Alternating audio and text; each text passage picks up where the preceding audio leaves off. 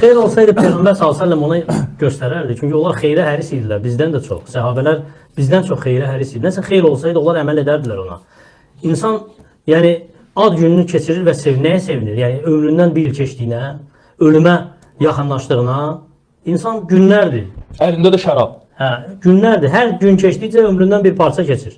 Ona görə navorot, yəni həmin günü fikirləşməlidir ki, mən bir ilim getdi, bir ildə qocaldım.